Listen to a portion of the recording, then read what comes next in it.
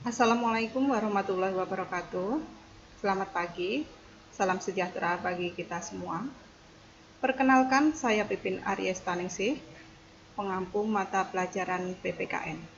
Pada kesempatan pagi hari ini, saya akan memberikan materi mengenai kedaulatan negara.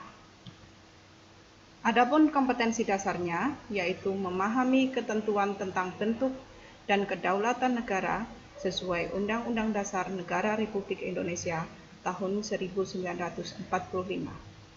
Adapun tujuan pembelajaran yang diharapkan, yang pertama, peserta didik dapat memahami hakikat kedaulatan. Yang kedua, peserta didik diharapkan dapat memahami teori dan macam-macam kedaulatan. Langsung saja kita ke materi yang pertama mengenai hakikat kedaulatan. Kedaulatan berasal dari kata dasar daulat yang berarti kekuasaan. Secara umum, kedaulatan diartikan sebagai kekuasaan tertinggi. Syarat utama untuk memiliki suatu kedaulatan yaitu merdeka. Jadi, negara yang telah merdeka artinya negara itu telah memiliki kekuasaan. Adapun sifat-sifat kedaulatan dibagi menjadi 4. Yang pertama yaitu asli, di mana kekuasaan itu tidak berasal dari kekuasaan lain. Yang kedua, permanen, di mana kekuasaan itu tetap ada, meskipun pemerintahannya telah berganti-ganti. Ketiga, tunggal, di mana kekuasaan itu tidak dapat dibagi-bagi kepada kekuasaan yang lain. Keempat, tidak terbatas, di mana kekuasaan itu tidak dibatasi oleh kekuasaan yang lain. Adapun teori kedaulatan terdiri dari 5 macam. Yang pertama yaitu kedaulatan Tuhan. Menurut teori kedaulatan Tuhan, kekuasaan itu berasal dari Tuhan. Karena menurut penganut teori ini, segala sesuatu yang berada di alam semesta ini merupakan ciptaan dari Tuhan. Yang kedua yaitu kedaulatan raja. Menurut teori kedaulatan raja, kekuasaan yang tertinggi itu dipegang oleh raja, karena pada saat itu raja merupakan pemimpin dari rakyatnya.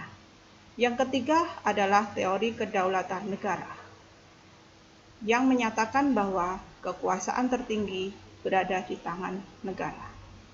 Yang keempat, teori kedaulatan hukum, di mana kekuasaan yang tertinggi berada pada hukum.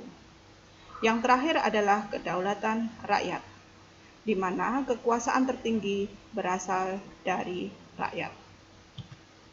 Adapun macam-macam kedaulatan dibagi menjadi 2. Yang pertama adalah kedaulatan ke dalam dan kedaulatan keluar.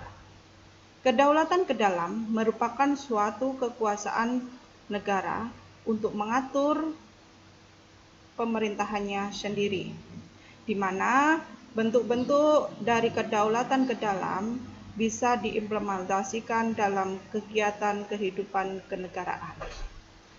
Adapun contohnya, yang pertama, dalam pembuatan peraturan perundang-undangan yang ada di Indonesia, wakil-wakil rakyat kita berdiskusi, bersidang untuk membentuk suatu konstitusi.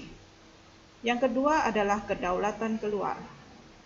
Kedaulatan keluar merupakan kekuasaan suatu negara untuk menjalin kerjasama dengan negara lain. Adapun contohnya, yaitu kita menjalin kerjasama dengan negara-negara lain dalam bentuk kerjasama bilateral dan multilateral. Adapun landasan konstitusional mengenai kedaulatan rakyat yang ada di Indonesia, yaitu yang pertama terdapat di dalam alinea keempat pembukaan Undang-Undang Dasar Negara 1945,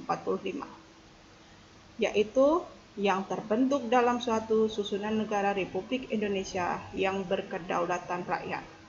Kemudian yang kedua terdapat di dalam pasal 1 ayat 2 Undang-Undang Dasar Negara Republik Indonesia tahun 1945 yang berbunyi bahwa kedaulatan berada di tangan rakyat dan dilaksanakan menurut Undang-Undang Dasar.